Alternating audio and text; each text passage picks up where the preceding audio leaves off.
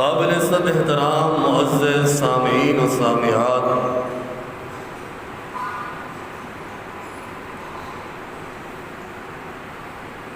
گزشتہ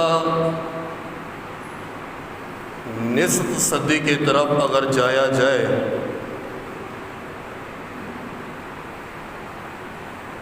تو اس صدی کے لوگ یا ان لوگوں کے پاس وہ سہولیات نہیں تھیں جو آج ہمارے پاس ہیں۔ جتنا پیسہ آج ہمارے پاس ہے اتنا پیسہ 50 سال پہلے کے لوگوں کے پاس نہیں تھا۔ جتنی بہترین سفری سہولیات آج ہمارے پاس ہیں 50 سال پہلے کے لوگوں کے پاس سفر کی اتنی سہولیات نہیں تھی۔ آج جس طرح ہم بڑے خوبصورت گھروں کے اندر رہ رہے ہیں اور بڑی بڑی بلڈنگیں بنا کر عیش و آرام کی زندگی بسر کر رہے ہیں، آج سے 50 سال پہلے لوگوں کے پاس رہنے کے لیے یہ مکان بھی نہیں تھے۔ آج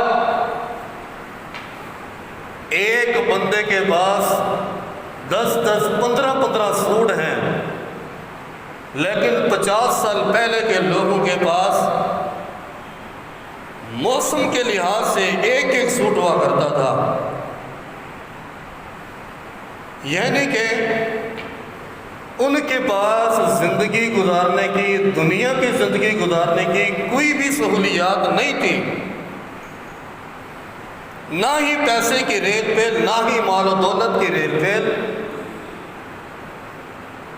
اس سب کچھ کے باوجود آج ہم کہتے ہیں یار پرانے زمانہ بہت اچھا تھا، پرانے زمانے کے لوگ بڑے اچھے تھے، پرانے زمانے کے اندر بڑی آسان ترین زندگی تھی۔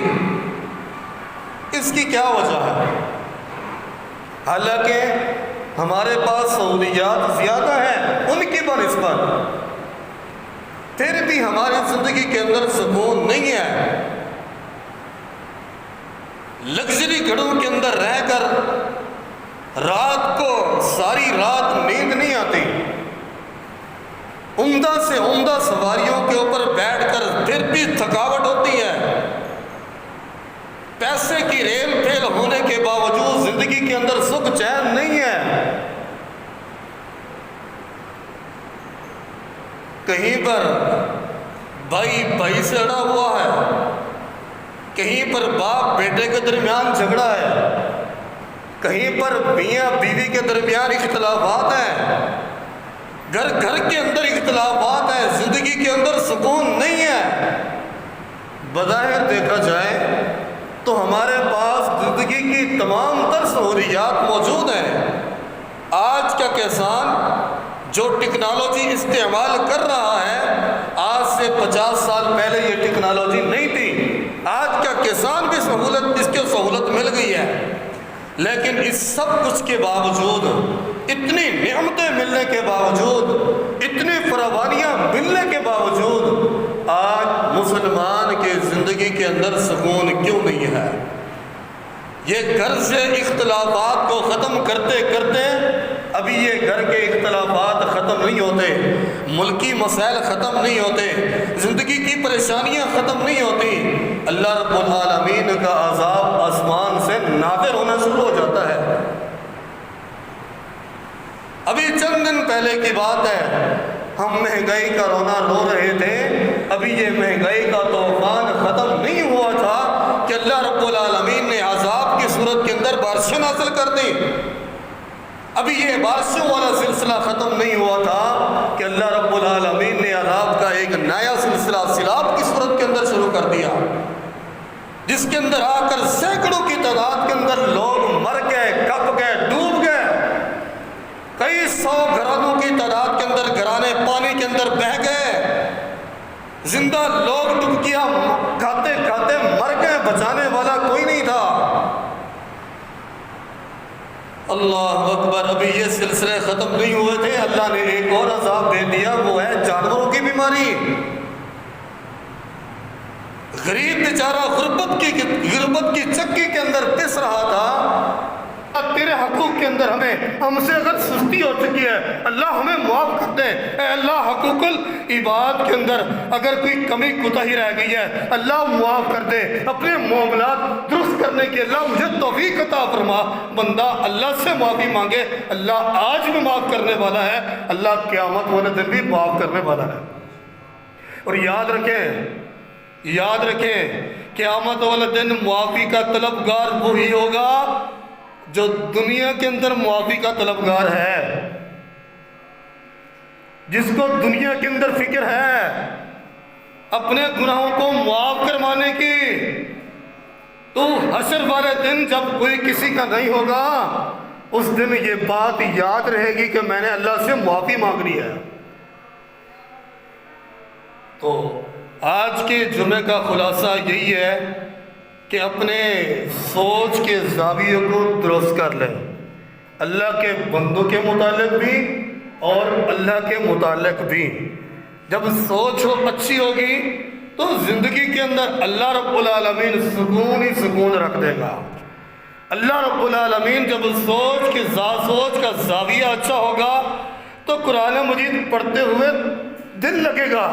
جب سوچ کا زاویہ اچھا ہوگا تو کسی کا اچھا لباس دیکھ کر دل کے اندر یقیناً خوشی ہوگی۔ جب سوچ کا زاویہ اچھا ہوگا، کسی کی اچھی گاڑی کو دیکھ کر جلنے سڑنے کڑنے کی بجائے ہاتھ اٹھا کر دعائیں کرنے کو دل کرے گا۔ جب سوچ کے زاویہ اچھا ہوگا، کسی کے اچھے کھانے پینے کو دیکھ کر ہمارے دلوں سے دعائیں نکلیں گی، اللہ ان کی روزی کے اندر برکت فرما۔ جب ہماری سوچ کا زاویہ اچھا ہوگا، میرے معاملات میرے اپنے ہمسائے کے ساتھ بھی اچھے ہوں گے۔ جب سوچ کا زاویہ اچھا ہوگا، زندگی کے تمام تر معاملات درست ہوتے چلے جائیں گے۔ پھر دن کو بھی سکون ہوگا، پھر رات کو بھی سکون ملے گا، پھر رات کو کروٹیں نہیں بدلنی پڑے گی، پھر رات کو نیند کی گولیاں نہیں کھانی پڑے گی، پھر رات کو کروٹیں بدل کر جاگ کر آنکھوں کے اوپر رات نہیں بتانی پڑے گی۔ جب سوچ کا زاویہ اچھا ہوگا، ساتھ میں چلنے والی دکان کے اوپر بکری ہونے والی مجھے اچھی لگے گی۔ جب سوچ کا زاویہ اچھا ہوگا، مسجد کی آباد کاری مجھے اچھی لگے گی۔ جب سوچ کا زاویہ اچھا ہوگا، ملک کے اندر اسلام کا نفاذ ہونا مجھے اچھا لگے گا۔ جب سوچ کا زاویہ اچھا ہوگا، میری زندگی سے تمام تر برائیاں ختم ہوتی چلی جائیں گی۔ جب سوچ کا زاویہ اچھا ہوگا، اولاد کے اندر عدل بھی کروں گا، انصاف بھی کروں گا۔ جب سوچ کا زاویہ اچھا ہوگا، اپنے گھر کے ساتھ عدل بھی کروں گا، انصاف بھی کروں گا۔ جب سوچ کا زاویہ اچھا ہوگا، امام مقتدیوں کے ساتھ انصاف کرے گا۔ جب سوچ کا زاویہ اچھا ہوگا، مقتدی امام کے متعلق سوچ کا زاویہ اچھا رکھیں گے۔ غرض یہ کہ زندگی کی تمام تر خیر ایک ہی چیز کے اندر سمٹ کے آ گئی ہے کہ اپنی سوچ کو درست کر لو، اللہ زندگی کے سارے معاملات کو درست کر دے گا۔